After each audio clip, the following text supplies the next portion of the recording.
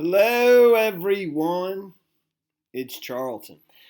Please subscribe to my channel and tap the notification bell. I would appreciate it majorly. So, I saw that Justin Lom over at Fox 10 Phoenix, he just posted the 911 audio from a 911 call for concerning Melani Cox, and it's Brandon Boudreaux's father, and Melani Cox has shown up there, I think presumably to get the kids. I don't exactly know what the argument's over, or what's the conflict, why she's there, like if she's not supposed to be picking up the kids. It's not super important to me, believe me. Alex Cox, I believe, is reported to be with her, and before I play this, let me just say, we've heard from everybody, or not everybody. We've heard from a lot of people, and as best as I can tell, I haven't seen a single person telling the truth. Okay, so let me just play this, and then just a little housekeeping that I want to do before I get into what I'm here to tell you. So.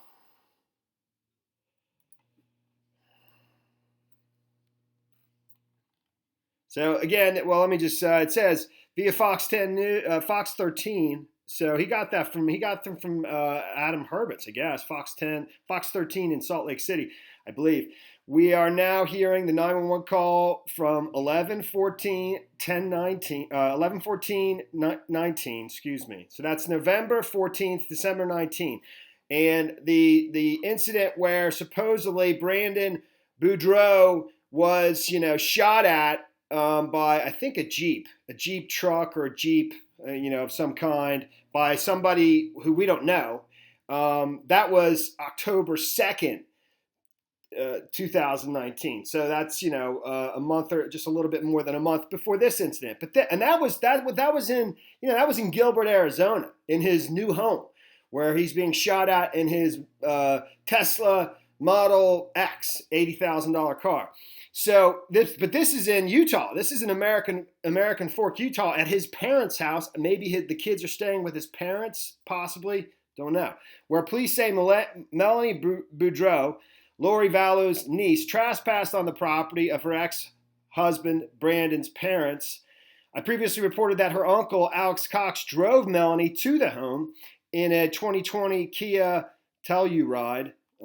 Brandon's father tells the dispatcher Melani wanted to get her kids, and that the family believes she was involved in an attempt on Brandon's life in Gilbert on 10/2/2019. During the call, Brandon's father yells at Melani from inside to leave his garage. Immediately, Melani was booked into Utah County Jail on a misdemeanor, and Cox bailed her out. Okay, and her booking photo is, right there. That's her being booked for trespassing on a misdemeanor. Okay, so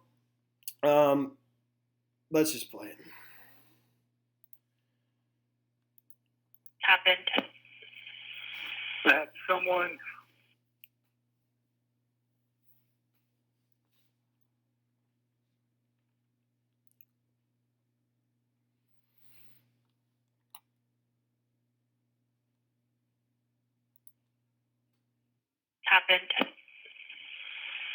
someone who has been told to stay off my property harassing me at my door. Okay, do you know who that person is? Yes, my son's estranged wife, who has made threats, and I don't want her to. Okay, hold on one second, and we'll start getting Sonny over there, okay? Does anyone have any weapons? I don't see any with her, but that doesn't mean they don't. Okay. Do they normally? Pardon me? Do they normally carry any weapons? I don't know. Get out of my house! Okay. Get out of my garage! Get away from my door! Now! Sir? No! The police are on your way! Get away from my door! Now! Sir? Yes. Sorry, what is the relationship to this person?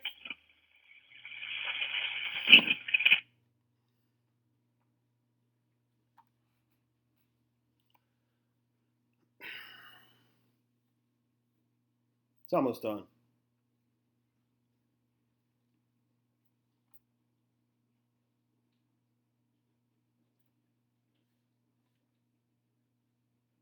Maybe that's it. I thought they came back on for a sec. Just playing it all. Okay. It is. That's it. So, so that's Brandon Boudreaux's father, in Utah, wherever what's his name said in the Justin Lum in American Fork, Utah. I didn't bring it up on the map. It doesn't matter. But like I said before, every person that has commented on this, all the various parties involved, dead or not dead, and all the family members, we've heard from a lot of them. And as far as I can tell, I haven't heard the truth from anybody. And I can tell you right now, that doesn't change that view one bit. Not in the least. Okay, and I don't care if there's a booking photo, all right, on a misdemeanor. All right? I mean, this is all real cute. Okay, it's all like really cute. Okay? So, but I don't care. I'm not going to try to figure out all these little stupid things because that's exactly what the purpose is. So, and the last time, I think my last video, and let me just clean up some housekeeping on, I was talking, my theory by now. My theory is, and it's just a theory that I happen to have a level of certainty that basically where, the closeness to certainty is approaching or is basically infinity on its way to certainty. And, but my theory is that these three people that are supposed to be dead, I don't know about Joseph Anthony Ryan. I mean, it certainly wouldn't shock me if he's still alive too. But my theory is that Charles Vallow and Tammy Daybell and Alex Cox are all still alive. And that they all managed to fake their deaths, and how exactly they did that, how in the hell would I know? But I've plenty that I've pointed to that leads me to believe that, and there's plenty more as well. And, the odds are that there's just involvement with people that could help with that, whether it's coroners or law enforcement or political connections, or just, family members in each of those three things, and on, dude. Like I said, I mean, how am I supposed to know every last little thing? But that's my theory, that Charles Vallow, Alex Cox, and Tammy Daybell as well, they're all three still alive. They're probably with the kids right now. I don't know, if all three of them. And one of my other theories was that this visit to the storage facility, where they're seen, where presumably Alex Cox is seen leaving with Lori Daybell, Lori Vallow, whatever you want, on various times. She rented it on October 1st. They were there together, Alex and her, or we think Alex and her, on the 2nd and 3rd of October. Then between, I think, the 6th and the 26th of October, Alex Cox comes by himself 5 times. And, I think on the 28th, 2 men arrive. I think the assumption for me is that that's Alex Cox and Chad Daybell. I'm not absolutely certain. The last day they come there is the 24th of November, 2 days before Kay Vallow calls and requests a welfare check on the kids, which is the 26th. And then on the 27th, the police actually serve a search warrant to search for them, but they're gone by then. But my theory was that this is some kind of car seat here, not like a baby child car seat, but an actual seat in a large SUV. My theory is it's a Chevy Suburban is my guess. Chevy's Tahoe or Chevy Suburban, one of the two. And he brings out a tire as well. And then he comes back in with a tire at some point as well. We don't know exactly what date he's coming back in here. It's reported that all these things were done, like I said. Well, Nate Eaton reported Alexander Cox coming back to the storage unit by himself on 5 occasions between October 6th and October 26th. he also reported that the last visit, I think, was with Lori Daybell, Lori Vallow, and Alex Cox on the 24th. But these clips get played intermittently while he's telling that story. So it's not exactly clear to me when that tire is being brought back to there. But, I mean, because my other theory, in addition to the fact that I believe all three of those people are not really dead and that they managed to fake their deaths, is that they were involved in the slaughter of the LeBaron family in northern Mexico on November 4th, the one where women and children of various ages, infants, were, slaughtered, shot, killed, and burned alive in some cases in, an incident that remains completely still a mystery. Not to me, though. One of them, I think the Chevy Tahoe was, ambushed at 10 in the morning. And then the two Chevy Suburbans were ambushed an hour later at 11 in the morning.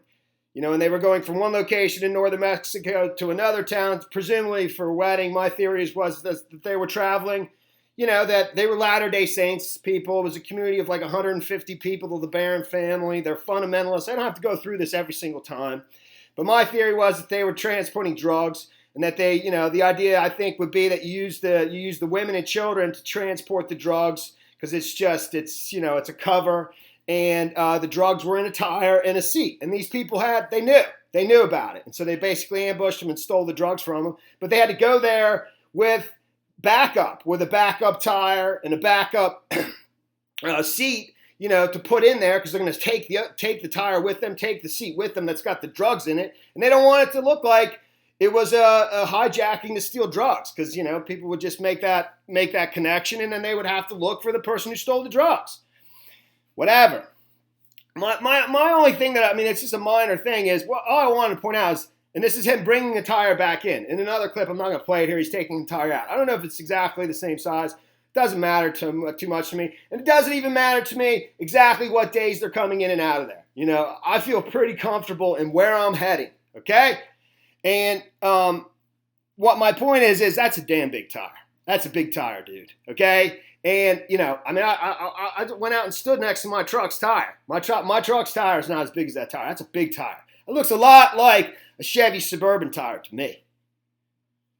All right? So that was just something I want to point out.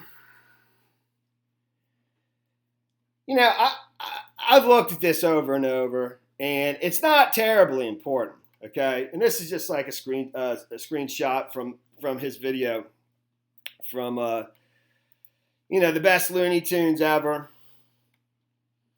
Initially, way back when, I've sort of gone back and forth on this, and believe me, there's reasons for that. Okay, a lot of these things are intended to toy with your head and to take you and just deceive you, and it's just done in very brilliant ways. Okay. Due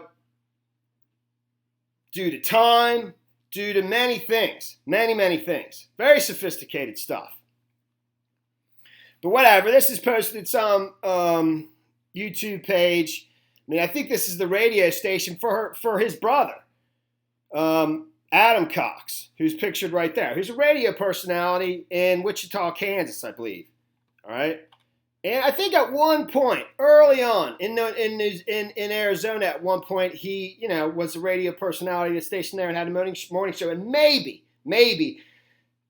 he had been on his show from time to time, doing like voices like this, voiceover.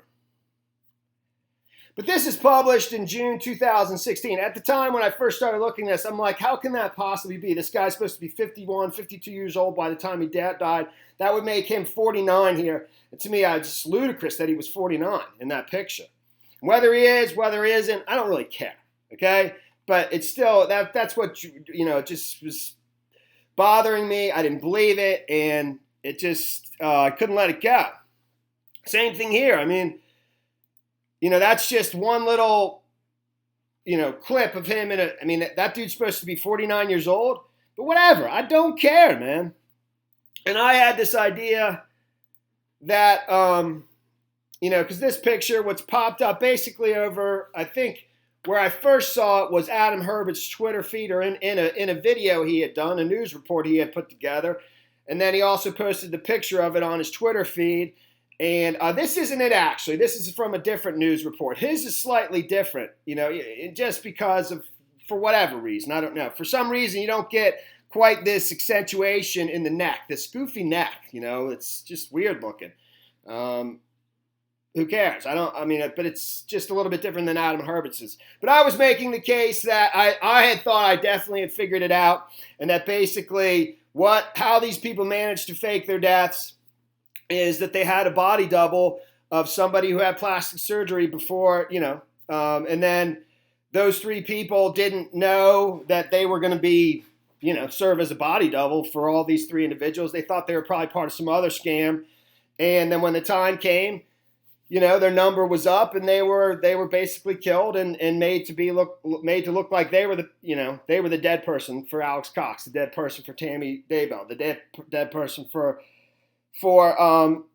Charles Vallow. And that very well still may be possibly the case. I really don't know. And again, it's not, you don't need to solve these things to a perfection, okay? You just have to solve it. And so, I got not a lot of blowback, but certain persons went in, and dispute that, and the ears are identifier and all this other stuff. And this stuff it's just hilarious, dude. So, anyways, but that's something I've, been looking at, okay? I looked at it a bit. Probably too much, but that's okay, dude. That's okay. Anyways, I don't know why. I can't remember why. I honestly can't remember why. I ended up looking up his brother, Adam Cox, who's pictured with Lori in a Post-Register article. Like I said, he's a radio personality. I don't know why. I just ended up looking him up. I was wanting to find something out. And I found an old story, which was like, I was like, oh my God, man. It's just so crazy, dude. How these things, and honestly, before you go, let me just up front say this is totally insignificant. But it is hilarious. It's just totally nuts, man. How, these things just, more craziness to the story. But I'm telling you, this is completely has nothing to do with anything. It's just how I happened to. I'm telling you how I ended up where I ended up. So when I looked him up, I saw a story about. And I forgot to go over the insurance thing. It's not terribly important because I'm not here to talk about the insurance as much. Insurance was part of it. Okay, it was part of it. There's lots of things going on, and that's like part of the scheme. Is you got multiple crimes happening all at once. Everybody's lying, and basically forces you to solve a crime when there's like 10 different crimes going on, and everybody's lying. It makes it very, difficult to get to the bottom and to the biggest crime, but whatever. And the confidence level with which these people operate out in the open, and the confidence level with which they lie openly, it just leads me to believe that they think, or they know they have backup, pretty good backup. So, but it led me to this story about, and I remember this, dude. I totally remember this, even though it happened in California, about a radio incident where, some radio personalities put on some kind of contest, and this is, and he was one of them, and this basically followed him throughout his career until, I don't know, I think this is 2012. So it basically was a black cloud over his career. Adam Cox is a radio personality from 2007, I think, is when it happened, to 2012 when he finally landed. He finally landed in Kansas, Wichita radio station, 98.5 FM, I think. But there was a radio contest where you had to, and multiple persons participated in this, where you had to drink a certain amount of, water every hour, and it's something about don't wee to get a wee, like the Wii game, the video game, and multiple persons, I think 2 or 3, or I don't know how many, in the station. They were actually in the station, and the parameters were set up so that, at one point they were supposed to drink I don't know, 12 ounces every 20 minutes or whatever. But basically, they kind of kept upping it and upping the amount that they had to drink and how quickly they had to drink it because the show would end and it just wouldn't work out. So and the girl who actually, she didn't even win. She got the runners up, and I think she got Justin Timberlake tickets. She didn't get the Wii. But she went home and she died later that day at 3 p.m. She didn't go to work because she was so sick from drinking so much water. And basically, the radio station was sued, and actually that's what this story is, and that's her right there. Her name is Jennifer Strange, and that's her in the station, dude, during the contest. And there was a number of different radio personalities. I think 3 of them that were participating. And there was, producers that came up with this idea. And he was one of the radio personalities. He basically said he was just doing his job. They told him to do this, whatever, and stuff like that. And I'm not here to dispute that. I don't really care about this. This is totally insignificant to my story. But it was just crazy, and I'm like, oh my God, and I totally remember that. It was a national story because somebody died from drinking water on a contest on a radio show. Anyway, but he went by Adam Lucas Cox. That's what his radio name was, Lucas Cox, I think, and so that's where I found him on Twitter as Lucas Cox, and he still tweets there, I don't know how recent his most one was, and I don't want to lose my place right here because that's basically how I found Alexander Cox. All right, and which is his brother, which I'm fairly certain. I'm almost. Let me put it the same way I put it before. I'm like, in terms of closeness to certainty, it's infinity as we approach to certainty. That's how close I am to certain that this is Alexander Cox, the one who's supposed to be dead. So you go over to Alex Cox's page, and he's only got, and because I won't lose my pace too easily. He started this in March 2013. He's only got 6 followers, follows 3 people, and there's that one of them's his brother, Lucas Cox. And one is Nicole Bling. That's Lucas Cox's his wife. That's not a real name. And then there's these 2 other people here that appear to be the same person, who I think is a female, and I believe is of Hispanic descent. Her Twitter feed has Hispanic, Spanish language on it. I can't read it, and I'm going through the trouble of translating it, And I got a funny feeling that, I assume that's maybe her right there. I got a funny feeling that's maybe Alex Cox's lady right there. Not the one he presumably married, 10 days or whatever before his death. His death that he faked on December 12th. This is, what's her name? Zulema Pastanez. That's supposedly who he married. Maybe that's that chick's mom. I don't know. But I really don't know. But supposedly that's who he's married. But I don't think I think that was all for the insurance reasons. And Zulema Pastanez. Zulema is a Spanish name. It's just, and so is Pastanez. And one of the other things that I just forgot to mention, in terms of the ambush on the November 4th of the LeBaron family, where the women and children, infant twins, I think, children were gunned down and burned alive and slaughtered. I don't even know the numbers.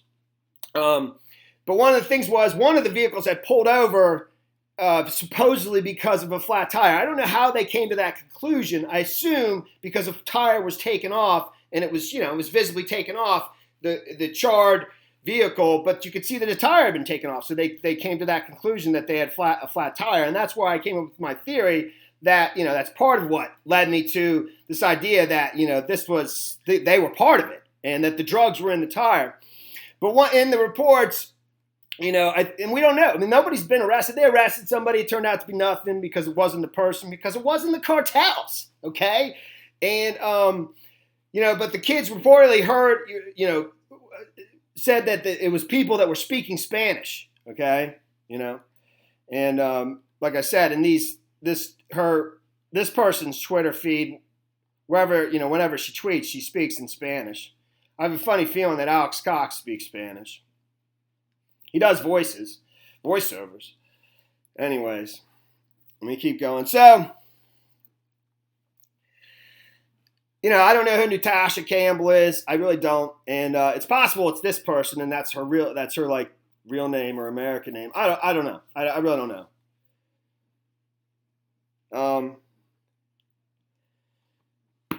But this one's my favorite right here.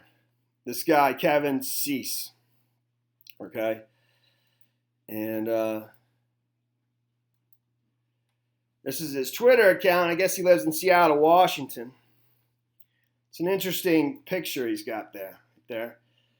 This is his business over here. And I did this again quickly because for obvious reasons, because there's a lot of material and because I don't need to know every last little thing to know that I'm totally zeroing in on this. So, but this is the facts page of it, and I don't want to read through his entire thing. Because at first it says art, but it's like, well, what's that? What are those pictures there? So here are some answers to questions I am frequently asked. What's your availability? Currently, I am booked out an average of 8 months before my schedule is able to open up for any new projects. If you would like to work with me, I highly recommend not waiting to reach out. Typically, I give an estimate and then require a deposit of 10% to hold the start date on the calendar. I'm looking for passionate, dedicated professional clients who are interested in investing in medium to large scale projects. Can you make ahead? Can you make ahead of someone specific? Yes, actually, now that I am using high-tech scanning equipment, I could even fly to your location and scan whomever you'd like, and then I use that to make the animation images, etc. Can you make an illustration for my clinic to hang on our wall? Currently, I only offer large package deals for clients who are interested in making a return on their investment for training, educational, and promotional material. Being that my process starts with lots of 3D modeling and other technical steps like scanning, it would not make sense to pay for all that to end up with only one image. How do I license an image you've already done? I do not currently license images. Part of what I do is give all the rights to my final work to the client to do with what they wish. This means the client owns the copyright and I no longer have control. When you see a company name on my work, it means I made it for them and it is now theirs.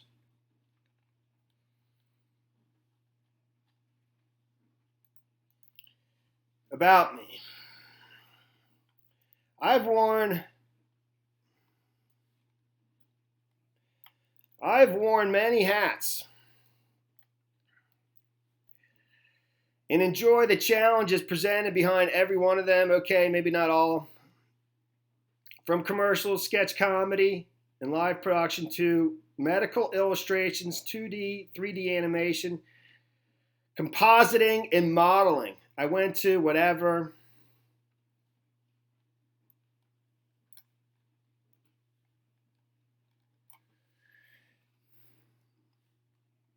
Just bear with me. I don't feel like adding in this, I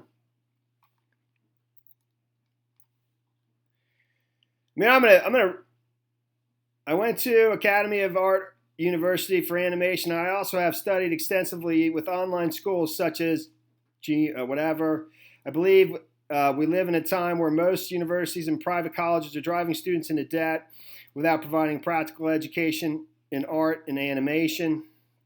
There are now much better programs coming out with real mentors and teachers, whatever.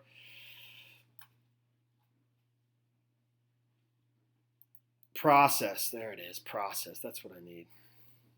My process. Sorry, dude. 3D modeling. I mean, basically, this looks like this individual is able to 3D model person's faces and skulls. And so back to my plastic surgery theory about Alex Cox and Tammy Daybell and Charles Vallow. I'll read through this real quickly. I think you get the point, dude. Okay, I don't know. I don't know if there was a person who went along and there's some kind of drug addicts and they have no idea and they just told they're part of some other scam and they're heroin addicts, so they're just happy to get free heroin and go along, and then one day they end up dead and whatever. It's just a person who's an addict, so nobody ever misses them. Or if it's just, a corpse that's stored properly and refrigerated properly till the time is who's a good fit, and who's got the proper weight, the proper build, and so forth, the proper, face to work with. And then when the time comes, that person's taken out of refrigeration and prepared, and voila, okay? So, I remember thinking, when they were looking at Chad Daybell's home and the shed, the little farm, the little barn behind his house, whether or not there was like a large refrigerator back there, that definitely that definitely came into my head before this. Believe it. Okay? So, 3D modeling, all work currently begins with a complete 3D model built out from skull to skin. Before moving to the next stages, all 3D models are original work. My hand sculpted and created. All 3D models are original work, hand sculpted and created in 3D software by myself. I never use pre-made models. I am not interested in purchasing other anatomical models and using them to take shortcuts. It's cheap, and I am not happy with any of them. I would also be limiting my ability to grow as an artist and a facial anatomist. I'm not a good reader, okay? The truth is, none of the available models out there communicate what I want. Proper vessel placement, muscular placement, fat pad, ligaments, septum placement. What's septum? That's the septum, this thing? I don't know. Because this was key, I thought. Maybe not. With the aesthetic practitioner in mind. One of the many benefits to modeling everything I possibly can in 3D allows me to take multiple images at different angles and maintain continuity. I typically have a base price for the 3D modeling, and then a per image rate. Do we need to keep going? I'm pleased to announce I'm now scanning human models to increase the realism of the face and also capture the unique qualities of different ages, sizes, races, and genders. I can also scan specific people if you would like your model to be a client or person you know.